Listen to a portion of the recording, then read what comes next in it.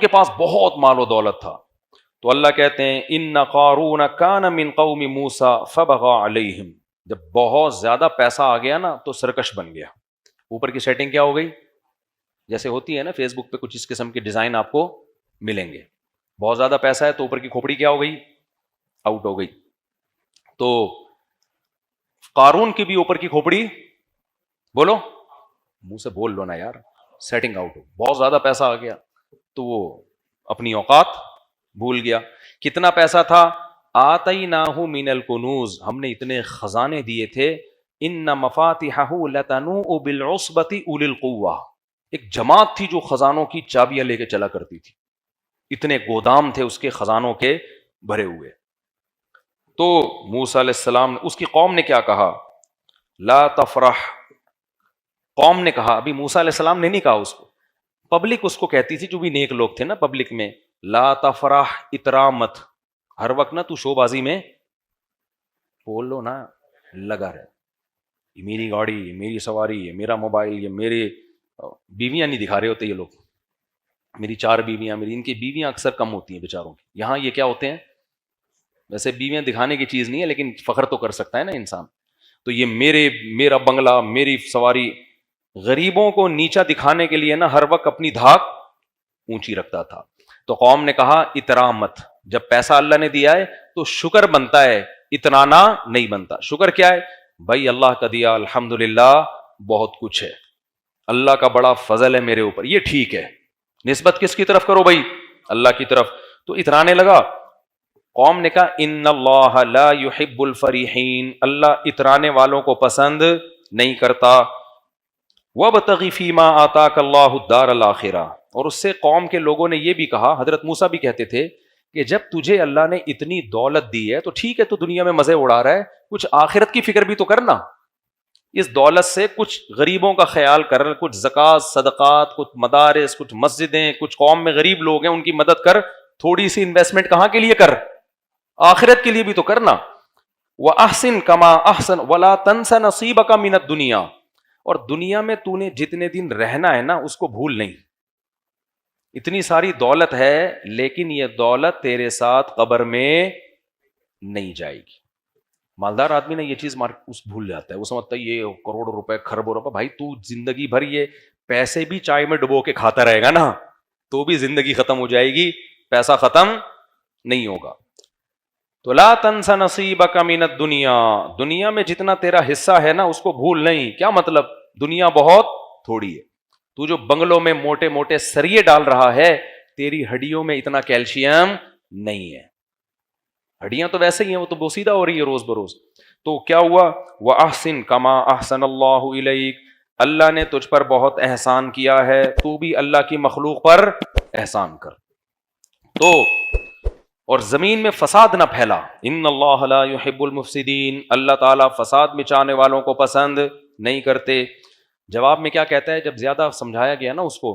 قال انما اوتیتہ علی علم عندی. حضرت موسیٰ تو بار بار یہ کہتے ہیں نا یہ اللہ کا فضل ہے, اللہ کی دین ہے, اللہ کا احسان ہے, جب احسان ہے تو بدلہ دے. ایک دن جوش میں آ کے کہنے لگا یہ میری ایفرٹس ہیں, یہ کیا ہے بزنس مائنڈ ہے. اصل میں آج یہی چل رہا ہے نا مارکیٹ میں, یہ اصل میں میرا جو مائنڈ ہے نا, میں ہر چیز کو سوچتا کیسے ہوں؟ بزنس مائنڈ سے سوچتا ہوں. اس کا یہ نتیجہ ہے. یہ زیادہ اللہ اللہ کرنے کی کوشش, زیادہ اللہ کو بیچ میں نہ لے کر آؤ, مائنڈ ہے بھائی. تو اسی سے انسان کی کھوپڑی کیا ہوتی ہے؟ آؤٹ ہوتی ہے. جب اپنی دین سمجھتا ہے نا. بھائی دنیا میں بہت سے لوگوں کو بہت اچھی کھوپڑیاں اللہ نے دی ہیں, تم سے بھی اچھی.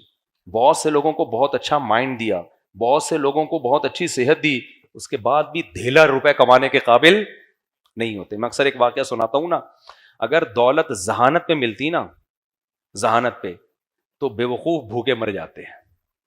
ہمارے حضرت ایک واقعہ بیان کرتے تھے کہ ایک بہت غریب آدمی, ایک دولت مند آدمی, وہ اونٹ پہ نا پرانے زمانے میں راشن لے کے جا رہا تھا کہیں. تو اونٹ کے ایک جانب اس نے چاول کی یا گندم کی 5-6 بوریاں, اور دوسری جانب بیلنس برابر کرنے کے لیے پتھروں کی بوریاں. اب بھائی 10 بوری چاول کی ادھر ہے تو 5 ادھر کر دے 5 ادھر کر دے, بیلنس برابر ہو جائے گا نا. لیکن اس نے کیا 10 بوریاں ادھر ہیں تو بیلنس کے لیے 10 بوریاں ریت کی دوسری سائڈ پہ. اب لے کے جا رہے ہیں, راستے میں کوئی غریب آدمی تھا لیکن تھا ذہین. اس نے کہا یار مجھے ذرا لفٹ دے دو. اس نے کہا چل بیٹھ جا یار, تو غریب آدمی ہے, تیرے پاس سواری نہیں ہے. بیٹھ گیا.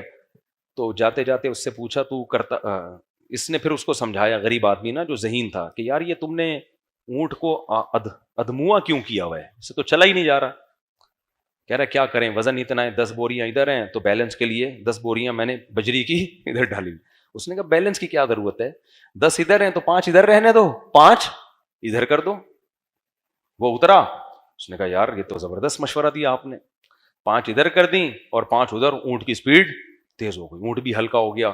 یہ بڑا متاثر ہوا, یار یہ تو بہت ذہین آدمی ہے, تو اس سے تو پھر بزنس کے مشورے لینے چاہیے. تو اس سے کہنے لگا بتا تو کرتا کیا ہے.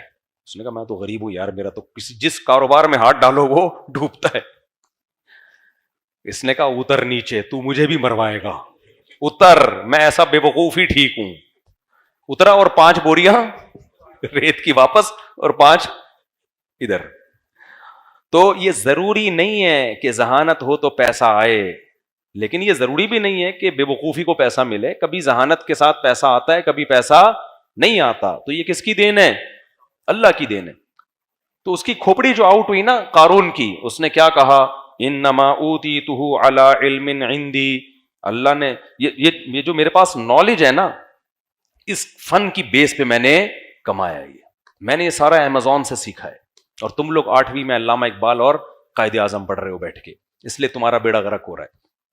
تو اللہ نے جواب کیا دیا, دیکھو اللہ نے دلیل سے جواب نہیں دیا, دھمکی سے جواب دیا قارون کو. بعض دفعہ دلیل بہت واضح ہوتی ہے, وہ نہیں دی جاتی. جیسے آپ اپنے باپ کو سمجھا رہے ہو نا, ابا آپ کا تو مجھ پر کوئی احسان نہیں ہے, آپ نے اگر پیدا کیا تو اکیلے آپ تھوڑی ہو, سب کے ابا بچوں کو پیدا کرتے ہیں. آپ نے مجھے اگر کھلایا پلایا تو آپ کا احسان تھوڑی ہے, سارے ابا اپنے بچوں کو کھلاتے ہیں. آپ اگر گیس بجلی کا بل دیتے ہو تو احسان تھوڑی ہے, ساری دنیا گیس ہے ہی نہیں تو بل کہاں سے دے رہے ہو آپ. تو جب آپ اوٹ پٹانگ باتیں کرو گے تو جواب میں ابا دلیل سے بات کریں گے یا تھپڑ سے جواب دیں گے؟ ابا کہیں گے چپ ہو جا ورنہ 2 تھپڑ کھینچ کے لگاؤں گا میں. کیوں؟ اتنی واضح احسانات کا انکار بنتا نہیں ہے. تو اللہ میاں نے بھی نا فرعون قارون کو دلیل سے جواب نہیں دیا. اللہ نے فرمایا اولم یعلم, یہ جو کہہ رہے میں نے اپنی نالج سے کمایا, کیا اس کو پتہ نہیں ہے قد اہلک من قبلہ من القرون, اللہ نے کتنے بڑے بڑے لوگوں کو ہلاک کر دیا, من ہوا اشد منہ قوہ, جو اس سے بھی زیادہ طاقتور تھے. یہ بات کہتے ہوئے ڈرتا کیوں نہیں ہے؟ یہ جتنے لوگ آج تکبر کر رہے ہیں, لقوہ ہو جائے ان کو, تھوڑا سا منہ ٹیڑھا ہو جائے. آپ کہہ سکتے ہیں یہ بڑا کیئر کرتے ہیں اپنی, لقوہ نہیں ہوتا. میں نے ڈاکٹروں سے پوچھا ہے, ڈاکٹر کہتے ہیں لقوے کی کوئی وجہ نہیں ہوتی, بیٹھے بیٹھے کسی کو بھی ہو سکتا ہے. تو جتنا یوٹیوب پہ آ کے اچھل رہے ہیں نا 2 فٹ, ڈالر کی باتیں کر رہے ہیں, ذرا سی رگ آگے پیچھے ہو گئی, لقوہ جو ہے نا ڈاکٹر کہتے ہیں نہ کوئی یہ ضروری ہے کہ آپ کو بلڈ پریشر ہو, نہ یہ ضروری ہے کہ شوگر ہو, نہ یہ ضروری ہے کہ ٹینشن ہو. بیٹھے بیٹھے آدمی کو منہ ٹیڑھا ہو سکتا ہے اللہ کی طرف سے. ان کو لقوہ ہو گیا نا, تھوڑا سا فرما الائنمنٹ آؤٹ ہو گئی. گاڑی کی الائنمنٹ ٹھیک ہو جاتی ہے, منہ کی الائنمنٹ جلدی ٹھیک نہیں ہوتی. تو اللہ نے دھمکی دی ہے, اللہ نے کہا کہ یہ دیکھتے نہیں ہیں کہ ان سے پہلے ان سے بڑے بڑے طاقتوروں کو میں نے ہلاک کر دیا. پھر قرآن کہتا ہے فَخَرَجَ عَلَىٰ قَوْمِهِ فِي زِينَتِهِ, ایک دن اپنی زینت میں قوم میں نکلا, اور جو دنیا پرست لوگ تھے. دیکھو دولت اللہ کی نعمت ہے, ایسا نہ ہو کہ آپ پیسہ کمانا ہی چھوڑ دیں, پہلے ہی ملک کا بیڑا غرق ہوا ہے اور کشکول لے کے IMF کے سامنے بھکاری نہ بن جائیں ہم. پیسہ کمانا منع نہیں ہے, پیسے پہ اتنانا منع ہے, اور پیسے کو اپنے علم اور اپنا کمال سمجھنا منع ہے. تو قارون میں نافرمانی کے ساتھ دولت تھی. تو اللہ کہتے ہیں وہ اپنی زیب و زینت میں نکلا. تو جو دنیا پرست لوگ تھے اس کے جاہ و جلال کو دیکھ کر کہنے لگے یا لیت لنا مثل ما اوتی قارون, کاش ہمارے پاس بھی وہ سب کچھ ہوتا جو قارون کے پاس ہے. رالیں ٹپکانے لگے اس کو دیکھ کے, حالانکہ وہ بدعملی کے ساتھ تھا. اگر عمل کے ساتھ ہوتا نا پھر بھی بنتا ہے, لیکن بدعمل آدمی ہے.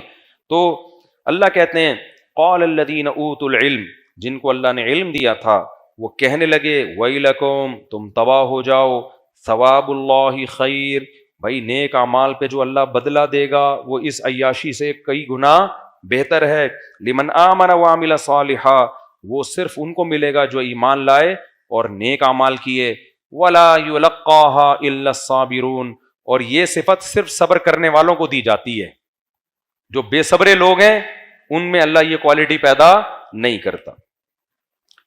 پھر کیا ہوا؟ حدیث میں آتا ہے کہ اب قارون نا موسیٰ علیہ السلام سے چڑھنے لگا تھا، کیونکہ موسیٰ علیہ السلام کبھی اس کو زکوٰۃ کا کہتے، کبھی نماز کا کہتے، کبھی روزے کا کہتے، کبھی جو بھی حکام، اس کو چڑ کس سے ہو گئی؟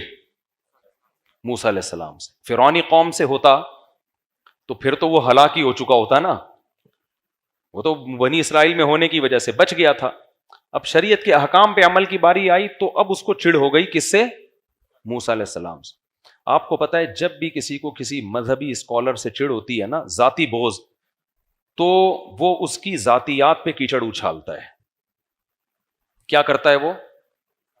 Video recording, audio recording, calls recording, یہی سب چل رہا ہوتا ہے نا۔ کسی غیر اخلاقی سرگرمی میں ملوث کرنے کی کوشش کرو، کچھ بھی نہیں ملے تو جھوٹا الزام لگا دو۔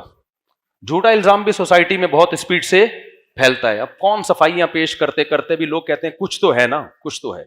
تو یہ آج کا نہیں ہے، یہ سیٹ اپ پہلے سے چلا آ رہا ہے۔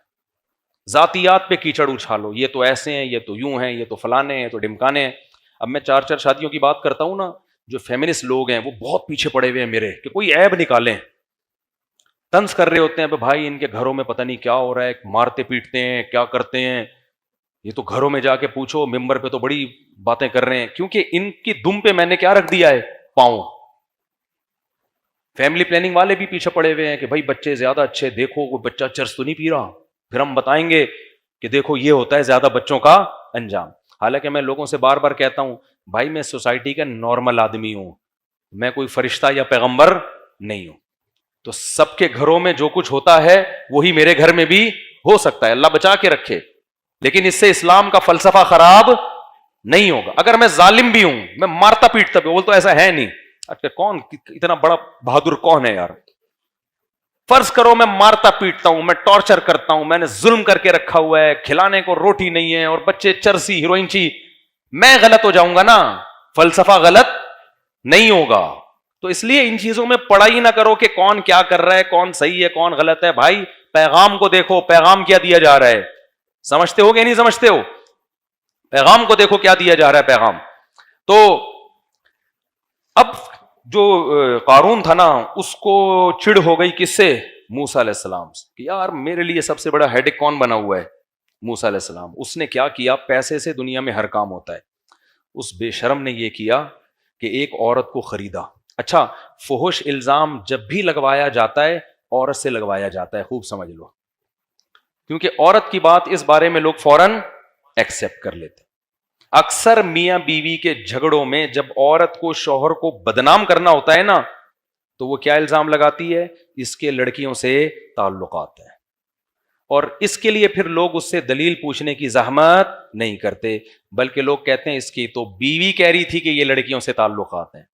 بھائی تمہیں کیا ہو سکتا ہے ہوں، اب یہ تو آپ ہی بہتر جانتے ہوں گے کس کے کتنے تعلقات ہیں، یہ بھی ہو سکتا ہے، لیکن یہ بھی تو ہو سکتا ہے نا کہ جھوٹ بول رہی ہو۔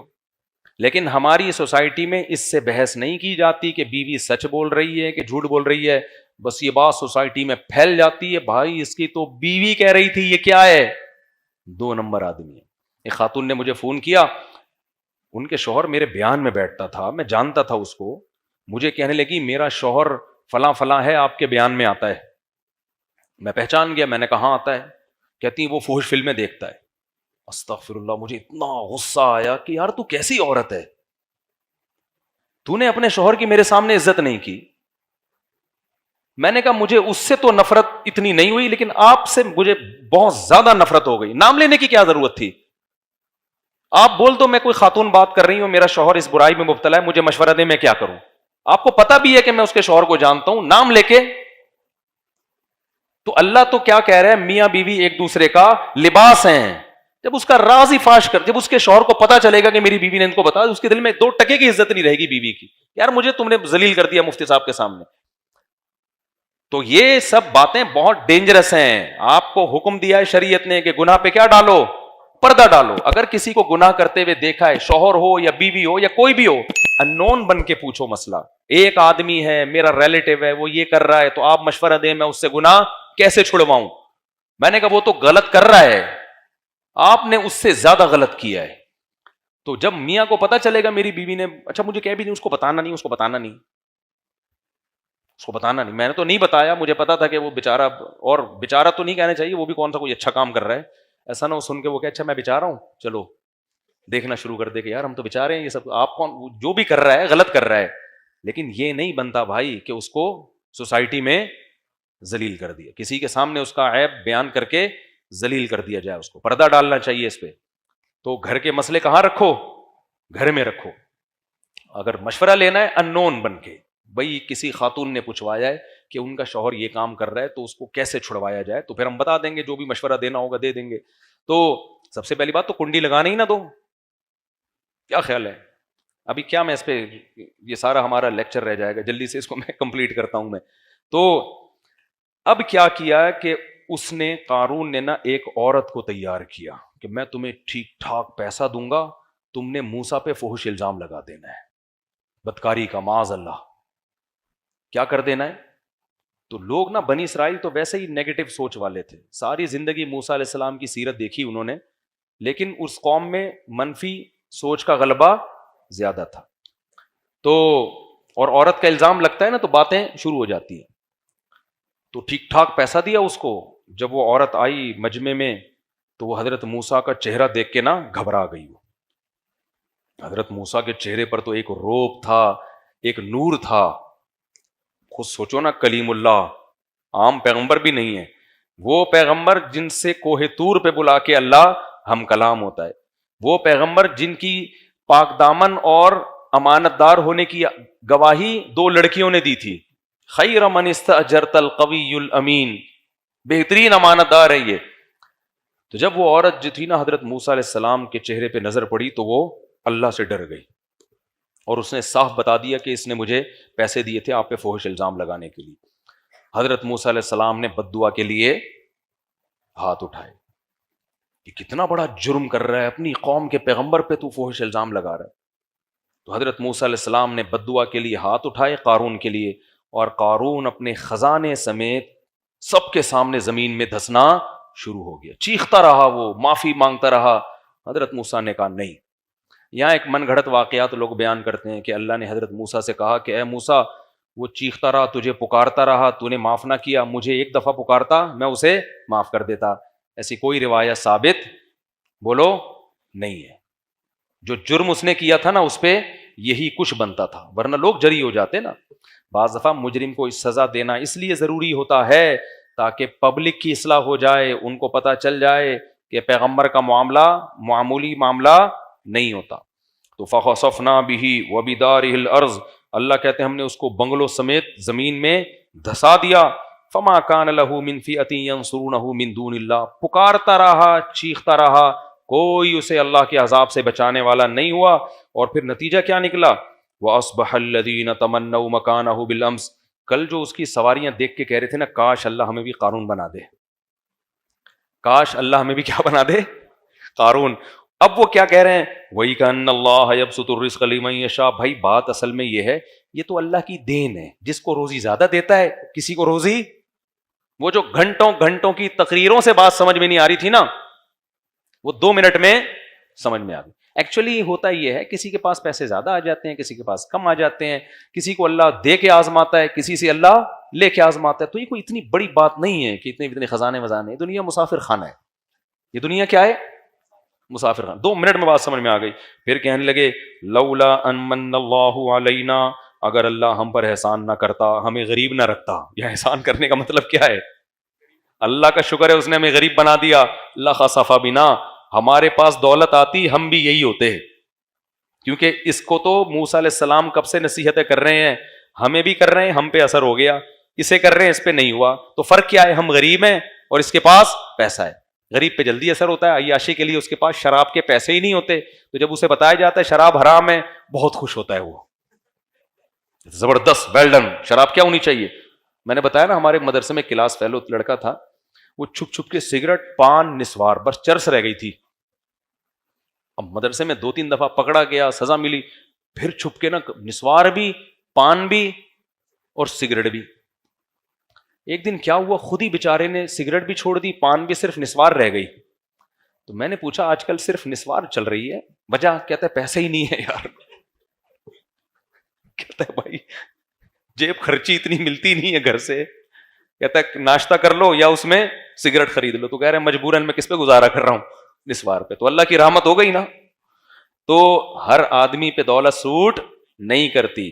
تو وہ جواب میں کہنے لگے لولا امن اللہ علینا، اللہ کا ہم پر احسان نہ ہوتا تو اللہ خسف بنا، اللہ ہمیں بھی دھسا دیتا. اللہ کا شکر ہے اللہ نے ہمیں اس عذاب سے بچایا ہوا ہے.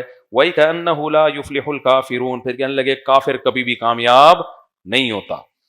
تو آگے اللہ فرماتے ہیں تِلْكَ الدَّارُ الْآخِرَةُ نَجْعَلُهَا لِلَّذِينَ لَا يُرِيدُونَ عُلُوًّا فِي الْأَرْضِ وَلَا فَسَادًا. یہ آخرت ہم ان لوگوں کو دیں گے جو زمین میں فساد پسند نہیں کرتے اور نہ تکبر چاہتے ہیں. وہ دنیا میں مل جاتی ہے کچھ وقتی طور پر، عیش و عشرت ہو جاتی ہے. آخرت اللہ نے متواضع لوگوں کے لیے رکھی ہے، میں کرنے والوں کے لیے نہیں رکھی. جو شخص بھی تمہیں سب سے ہٹا کے اپنی ذات کی طرف لا رہا ہے نا، سمجھ لو یہ متکبر ہے. ہم نے جب بھی بڑوں کی محفل میں ہم بیٹھتے تھے نا، علماء کی مجلس میں، مجلس تحقیق ہوتی تھی، تو ہم نے اپنے بڑوں سے ایک چیز سیکھی کہ ہمیشہ دوسرے کی رائے کو اپنی رائے پر ترجیح دینے کی کوشش کی جا رہی ہے. میں حضرت مفتی تقی عثمانی صاحب کے ساتھ بھی محفلوں میں بیٹھا ہوں، مجلس تحقیق میں. ہمارے یہاں سے علماء جاتے تھے دارالعلوم کرنگی میں، 10-20 علماء جمع ہوتے تھے جب کسی مسئلے پہ تحقیق. ان میں سب سے سینئر مفتی تقی عثمانی صاحب ہوتے تھے، باقی سارے ان سے چھوٹے. لیکن آپ اس محفل کا اسٹائل دیکھ لیتے تو حضرت مفتی تقی صاحب کی اسٹائل سے آپ کو ایسا لگتا کہ سب سے جونیئر یہ ہیں. یہ ہم نے متعدد دفعہ مشاہدہ کیا. ایسے تواضع کے ساتھ بیٹھ کے سب کی بات سنتے، سب کے دلائل سنتے، اور بتاتے تھے کہ میں ایسے سنتا ہوں یہ سوچنے کے لیے کہ میں غلط ہوں اور یہ صحیح ہے، تاکہ پوری بات تو سنو نا اس کی، ہو سکتا ہے وہ صحیح کہہ رہے ہوں. سب کی باتیں سننے کے بعد اپنے بارے میں بدگمان، اپنے بارے میں کیا بدگمان، اس کے بعد سن کے اینالائز کرنا، تجزیہ کرنا، ایک معتدل رائے قائم کرنا، یہ ہوتی ہے صاحب علم کی علامت. اور جو جتنا بڑا جاہل ہوگا نا اتنا بڑا فرعون ہوگا. وہ دیکھ لو یوٹیوب فیس بک پہ پھینکتا رہے گا میں ہوں، میں نے سب کے منجیاں ٹھوک کے رکھ دی ہیں، میں نے سب کے کاروبار بند کر کے رکھ دیے ہیں، میں ہوں پلانٹ ارتھ پہ، میرے جیسا اس کائنات میں کوئی پیدا ہوا ہی نہیں ہے. میں ہر صرف ایک بندہ نہیں ہے، بہت سارے ہیں. ابھی وہ ایک ہیں کینیڈا میں، ان کے کلپ آیا ہے، 1400 سال میں، کینیڈا میں رہتے ہیں وہ، کہتے ہیں 1400 سال میں جتنی اچھی تشریح میں نے کی ہے نا، یا میرے استاذ نے کی ہے، آج تک ایسی تشریح. ابے تو کیا مریخ سے آیا ہے، مارس سے آیا ہے، کوئی نئی چیز کوئی جاپان نے تجھے بنایا ہے، تو مٹی کا بنا ہوا ہے، تو 1400 سال میں تجھے سمجھ میں آیا ہے، باقی سب گھاس کھا رہے تھے کیا 1400 سال سے؟ میں کر رہا ہے نا، اس کا مطلب وہ ٹھیک نہیں ہے، وہ جاہل ہے، مرکب ہے. جاہل کی 2 قسمیں ہوتی ہیں، ایک جاہل جس کو پتا ہو کہ میں جاہل ہوں، لیکن بعض جاہل ایسے ہوتے ہیں جن کو پتہ ہی نہیں ہوتا کہ ہم کیا ہیں، جاہل ہیں، تو اس کو کہتے ہیں جہل مرکب، بہت بڑا جاہل ہے یہ. تو یہ میں اللہ کو پسند نہیں ہے. ہم بڑے علماء کے ساتھ جب بھی بیٹھتے تھے ایسی ڈیبیٹ ہوتی تھی، اتنا مزہ آتا تھا بحث کرنے میں، اور دوسرے کی سن رہے ہیں، آخر میں آ کے ایک اعتدال سے اپنی رائے قائم کی. رائے کا تو بڑے ہی کا رائے کا اعتبار ہوتا ہے کہ سنتے ہیں تسلی سے. تو 3-4 دنوں تک مجلسیں چلتی تھیں. ہمارے حضرت تو بہت بیٹھے مجلسیں اٹینڈ کی ہیں نا. ایک دفعہ کیا ہوا، ہمارے شیخ حضرت مفتی رشید احمد صاحب رحمہ اللہ اور ان کے استاذ حضرت مفتی شفیع صاحب رحمہ اللہ، جو مفتی تقی عثمانی صاحب کے استاذ ہیں، فرماتے ہیں کہ ایک شخص سوال لے کر آیا اور کہا کہ جواب لکھیں جس پہ 2 مفتی ایگری ہوں، مفتی محمد شفیع صاحب بھی اور ان کے شاگرد حضرت مفتی رشید احمد صاحب بھی، یہ دونوں ایگری ہوں اور پھر فتویٰ لکھیں. حضرت کہتے ہیں ہم دونوں ایگری نہیں ہوئے ایک رائے پہ. مفتی محمد شفیع صاحب کی رائے کچھ اور تھی، میری رائے کچھ اور، اختلافی مسئلہ تھا، اور آپس میں بات چیت کے بعد رائے میں اتفاق بھی نہیں ہوا.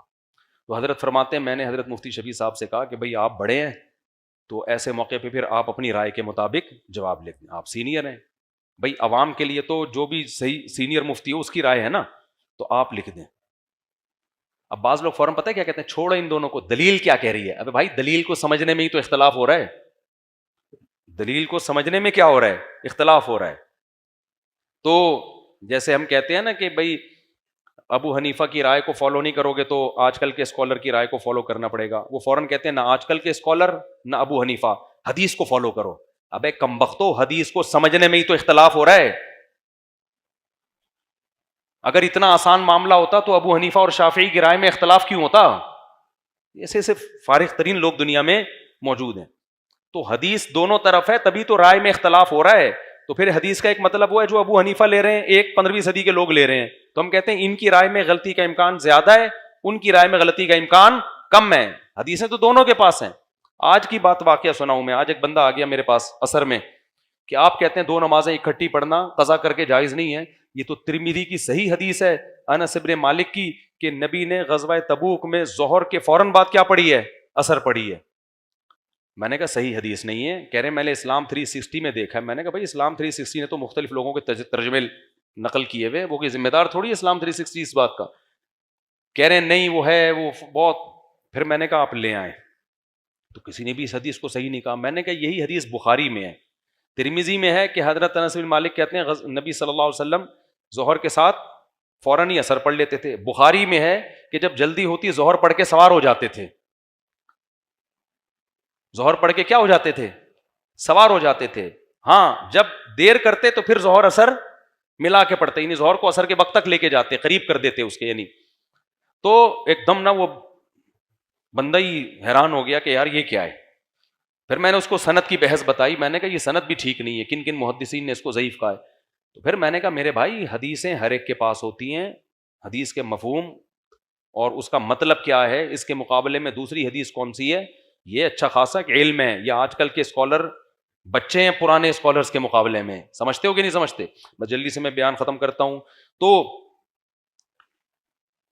اللہ فرماتے ہیں یہ جو آخرت ہے ہم ان لوگوں کو دیتے ہیں جو زمین میں تکبر نہیں کرتے. ہاں وہ واقعہ مکمل کر دوں. حضرت مفتی رشید احمد صاحب کہتے ہیں کہ پھر میں نے کہا کہ بھائی آپ اپنی رائے کے مطابق جواب لکھ دیں. عام طور پر کیا ہوتا ہے, جو چھوٹے موٹے اسکالرز ہوتے ہیں نا, وہ صحیح نہیں کہہ رہا, میں جو کہہ رہا ہوں یہ دلیل کے مطابق ہے, یہ فتویٰ دیا جائے گا اور ادھر نہیں جانا. وہ جو بڑا مفتی بیٹھا ہوا نا منجن بیچ رہا ہے منجن, اس کی تو میں نے منجی ٹھوک دی ہے. فتویٰ میں دے رہا ہوں, یہ لکھو چلو شاباش. ان کو تو میں دلیل سمجھا رہا ہوں, ان کو سمجھ میں ہی نہیں آ رہا.